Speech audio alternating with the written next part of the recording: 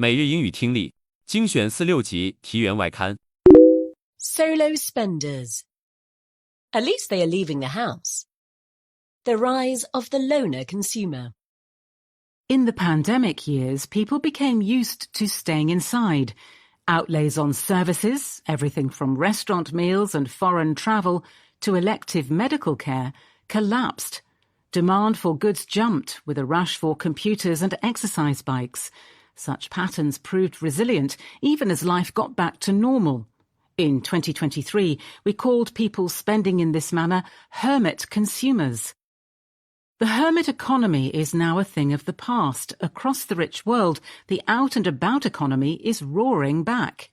Indeed, the share of consumer spending that is devoted to services has at last caught up with its trend from before the pandemic.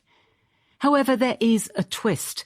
The hermit economy has been replaced with a consumer market that still deviates from the pre-pandemic norm in an important way. America exemplifies the resurgence of the out-and-about economy.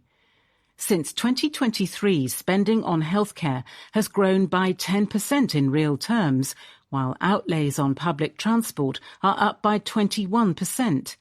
By contrast, consumers are no longer splurging on power tools and garden implements. Americans are also determined to have a good time. We estimate that at the country's largest airlines, revenues from premium products, such as business-class travel, are growing by 7% a year, compared with a rise of 1% across the board. Similarly, even as revenues decline at budget hotels, sales at luxury alternatives are up by 8% year on year. These trends are clear on the other side of the Atlantic too. Goldman Sachs, a bank, tracks the share prices of European companies that benefit when people stay at home, such as those in e-commerce and gaming, and firms that thrive when people bother to get dressed, such as gyms and restaurants. During the pandemic, the share prices of stay-at-home companies soared, but recently investors have looked more favourably upon companies involved in the out-and-about economy. According to OpenTable, a booking website, in Germany the number of seated restaurant diners in early June was over 10% higher than a year ago. In a sense, then, COVID-19 is truly in the rear-view mirror. The risk of infection influences almost nobody's day-to-day decisions.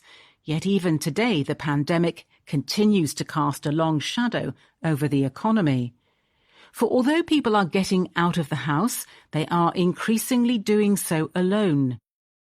In the past couple of years, global online searches for solo travel have exploded. Airbnb, an online booking platform, reports that searches for solo trips have grown by 80% this spring compared with last year.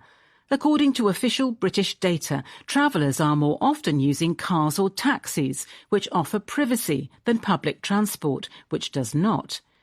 People are also less likely to share meals than before. More than a quarter of Americans report eating all their meals alone the previous day, a sharp rise from just before the pandemic. The hermit economy is gone. In its place stands the loner economy.